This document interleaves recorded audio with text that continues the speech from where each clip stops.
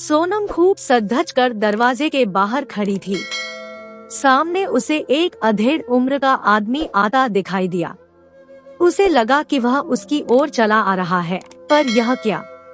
वह उसके बगल में खड़ी लड़की के पास चला गया और उससे बातें करने लगा। सोनम सोचने लगी, अब मेरी जवानी ढलने लगी है, शायद इसीलिए लड़के तो दूर अधेड़ भी मेरे पास आने से कतराने लगे हैं। आज भी मैं कुछ कमा नहीं पाई, अब मैं दीदी को क्या जवाब दूंगी? यही हाल रहा तो एक दिन वे मुझे यहाँ से निकाल बाहर करेंगी। इसके बाद सोनम पुरानी यादों में खो गई। सोनम के माता पिता गरीब थे और उसकी माँ लोगों के बर्तन साफ करके घर का खर्चा चलाती थी। माता पिता ने सोनम को अपना पेट काट कर पढ़ाना चाहा और उसे शहर के एक स्कूल में भर्ती किया। उनका सपना था कि सोनम भी पढ़ लिख कर समाज में नाम कमाए। एक दिन स्कूल से छुट्टी होने के बाद सोनम घर आने के लिए ऑटो रिक्शा का इंतजार करने लगी। तभी उसके सामने एक कार आकर रुकी। उस कार से एक अधेड़ आदमी बाहर आया। वह सोनम से बोला, बेटी यहाँ क्यों खड़ी हो? मुझे घर जाना है, मैं ऑटो रिक्शा का इंतजार कर रही हूँ। बेटी तुम्हारा घर कहाँ है? वह आदमी बोला, श्याम नगर। सोनम ने कहा, मुझे भी श्याम नगर जाना है, हमारे साथ कार में बैठ जाओ। उस आदमी की बात सुनकर सोनम उसकी कार में बैठ गई। कार में दो आदमी और भी बैठे थे। कार को दूसरी तरफ अनजानी जगह पर जाते देख सोनम हैरानी से बोली, अंकल आप कह रहे थे कि आपको श्याम नगर जाना है, पर आप तो। बेटी मुझे जरूरी काम याद आ गया, मैं किसी दोस्त से मिलने जा रहा हूँ, तुम्हें ये लोग तुम्हारे घर छोड़ देंगे। सोनम की बात पूरी होने से पहले ही वह आदमी बोला। कार आगे दौड़ने लगी। कार को दूसरी दिशा में जाते देख सोनम बोली, अंकल यह तो श्याम नगर जाने का रास्ता नहीं है, आप मुझे कहाँ ले जा रहे हैं? बेटी हम तुम्हें तुम्हारे घर छोड़ देंगे, उससे पहले हम तुमसे एक बात करना चाहते हैं। हम कोई गैर नहीं है, हम तुम्हें और तुम्हारे माता पिता को अच्छी तरह से जानते हैं। एक दिन हमने तुम्हें अपनी सहेली से कहते सुना था कि तुम हीरोइन बनना चाहती हो। तुम चाहो तो हम तुम्हें किसी फिल्म में हीरोइन का रोल दिला देंगे, तब दुनिया भर में तुम्हारा नाम होगा। तुम्हारे पास इतनी दौलत हो जाएगी कि तुम अपने माँ बाप के सारे सपने पूरे कर सकोगी। हीरोइन बनने के बाद तुम अपने माता पिता से मिलने जाओगी तो सोचो कि वे कितने खुश होंगे। कुछ दिनों के बाद तुम्हें फिल्म में रोल मिल जाएगा, तब तक तुम्हें अपने माता पिता से दूर रहना होगा। सोनम की आंखों में हीरोइन बनने का सपना तैरने लगा। वह ख्वाब देखने लगी कि उसे बड़े बैनर की फिल्म मिल गई है। पत्र पत्रिकाओं और टेलीविजन के खबरिया चैनलों में उसके नाम की चर्चा हो रही है। समाज में उसके माता पिता की इज्जत बढ़ गई है। उसके पुराने मकान की जगह पर अब आलीशान कोठी है और सब उसी में रह रहे हैं। बेटी क्या सोच रही हो? उस आदमी के सवाल ने सोनम का ध्यान भंग किया। अंकल मैं फिल्म में हीरोइन बनने को तैयार हूँ, सोनम ने कहा। 2 से 3 घंटे के सफर के बाद वह कार शहर से दूर एक इलाके में पहुँच गई। सोनम को इस जगह के बारे में पता नहीं था। कार से उतरकर वे दोनों आदमी सोनम को लेकर एक मकान में गए। दरवाजे पर खटखट करने पर एक मोटी औरत बाहर आई। वहाँ आसपास खड़ी लड़कियाँ उसे दीदी कहकर पुकार रही थी। उन आदमियों को देखकर वह औरत बोली, ले आए तुम नई को। बेटी तुम्हें कुछ दिन यही रहना है, उसके बाद हम तुम्हें फिल्म बनाने वाले के पास ले चलेंगे, एक आदमी ने कहा और वे दोनों वहाँ से चले गए। दीदी ने सोनम के रहने का इंतजाम एक अलग कमरे में कर दिया। वहाँ सुख सुविधाएं तो सभी थी, पर सोनम को वहाँ का माहौल घुटन भरा लगा। 3 दिन के बाद दीदी सोनम से बोली, आज हम तुम्हें एक फिल्म बनाने वाले के पास ले चलेंगे, वे जो भी कहें सब कुछ करने को तैयार रहना। कुछ देर बाद एक कार आई, उसमें 2 आदमी बैठे थे। दीदी के कहने पर सोनम उस कार में बैठ गई। 1 घंटे के सफर के बाद वह एक आलीशान कोठी में पहुंच गई। वहां वे आदमी उसे एक कमरे में ले गए। उस कमरे में एक आदमी बैठा था, उसे वहाँ के लोग सेठ जी कह रहे थे। सोनम को उस कमरे में छोड़ वे दोनों आदमी बाहर निकले। जाते समय उनमें से एक ने सोनम से कहा, ये सेठ जी ही तुम्हारे लिए फिल्म बनाने वाले हैं। सेठ जी ने सोनम को कुर्सी पर बिठाया। इंटरव्यू लेने का दिखावा करते हुए वे सोनम से कुछ सवाल पूछने लगे। इसी बीच एक आदमी शरबत के 2 गिलास लेकर वहां आया। एक गिलास सेठ जी ने पिया और दूसरा गिलास सोनम को पीने को दिया। शरबत पीने के बाद सोनम पर बेहोशी छा गई। उसे जब होश आया तो उसने अपने सामने सेठ जी को मुस्कुराते हुए देखा और वह दर्द से कराह रही थी। मेरे साथ धोखा हुआ है, मैं तुम सबको देख लूंगी। मैं तुम्हें जेल की सलाखों के पीछे पहुंचा दूंगी, सोनम चिल्लाई। तुम्हारे साथ कोई धोखा नहीं हुआ है, तुम फिल्म में हीरोइन बनना चाहती थी, लो देख लो अपनी फिल्म, कहकर सेठ जी ने कंप्यूटर में सीडी डालकर उसे दिखा दी। सीडी को देखकर सोनम सन्न रह गई। उस फिल्म में सेठ जी उसकी इज्जत के साथ खेलते दिखाई दिए। वैसे तो यह फिल्म हम किसी को नहीं दिखाएंगे, अगर तुमने हमारी शिकायत पुलिस से की तो हम इसे सारी दुनिया में पहुंचा देंगे। कंप्यूटर बंद करते हुए सेठ जी बोले। सोनम को इस घटना से सदमा पहुंच गया, वह बेहोश हो गई। कुछ देर बाद वे दोनों आदमी सोनम को कार में बैठाकर दीदी के पास ले गए। सोनम गुमसुम रहने लगी। वह न कुछ खाती थी न किसी से बातें करती थी।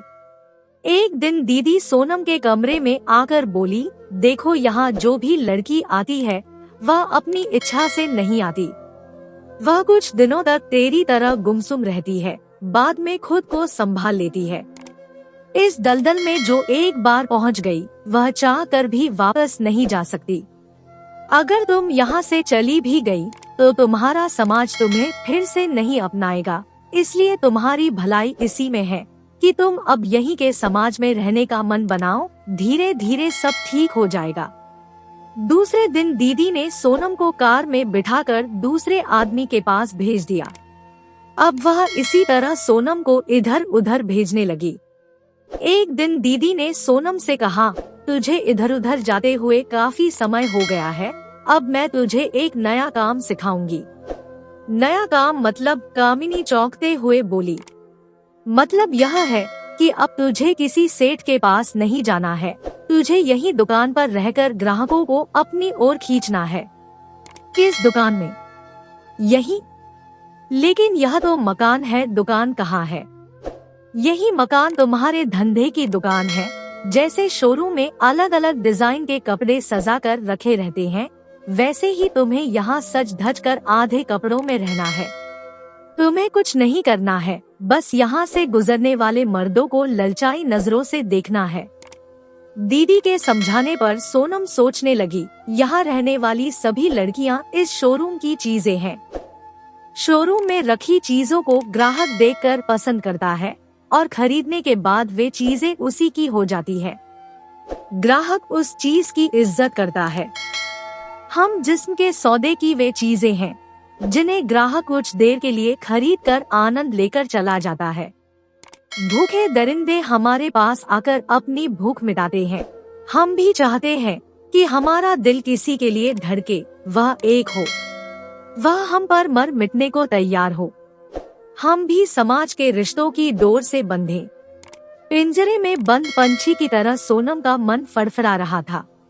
एक दिन सोनम ने सोच लिया कि वह इस दुनिया से बाहर आकर रहेगी। ज्यादा से ज्यादा इस कोशिश में उसकी जान चली जाएगी। जिस्म के शोरूम की चीज बने रहने से अच्छा है कि वह मौत को गले लगा ले। अगर वह बच गई तो समाज का हिस्सा बन जाएगी। सोनम ने दीदी को भरोसे में ले लिया। अपने बर्ताव और काम से उसने दीदी पर असर जमा लिया। दीदी को यकीन हो गया था कि सोनम ने खुद को यहाँ की दुनिया में ढाल लिया है। एक दिन मौका देखकर सोनम वहाँ से भाग गई और ट्रेन में बैठकर अपने घर चली गई। इतने सालों के बाद सोनम को देखकर उसके भाई खुश हो गए। उन्होंने सोनम को बताया कि माता पिता की मौत हो चुकी है। वह अपने भाई राज और सोनू के साथ रहने लगी। भाइयों को दुख न पहुँचे यह सोचकर उसने अपने बीते दिनों के बारे में कुछ नहीं बताया। सोनम का भाई राज एक कंपनी में काम करता था। उस कंपनी का मालिक राजेश नौजवान था। एक दिन वह राज के जन्मदिन की पार्टी में उसके घर आया। राज ने उससे सोनम का परिचय कराया। उसे सोनम पसंद आ गई और धीरे धीरे राजेश और सोनम के बीच नजदीकियां बढ़ने लगी। एक दिन दोनों ने प्रेम विवाह कर लिया।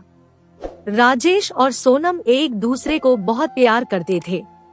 शादी के बाद सोनम राजेश के साथ शहर में किराए के मकान में रहने लगी। एक दिन राजेश की कंपनी में बैठक चल रही थी। राजेश को याद आया कि उसकी जरूरी फाइल तो घर पर ही रह गई है।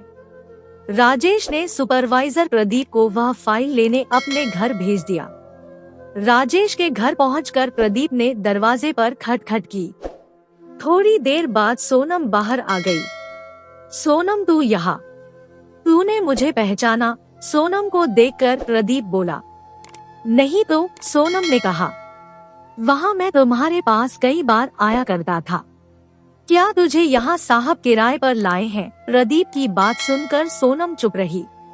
प्रदीप सोनम को बाहों में भरने लगा। अरे हट जाओ मेरे सामने से, सोनम चिल्लाई। जानम, मैंने तुम्हें कई बार प्यार किया है। आज यहाँ तू और मैं ही तो है।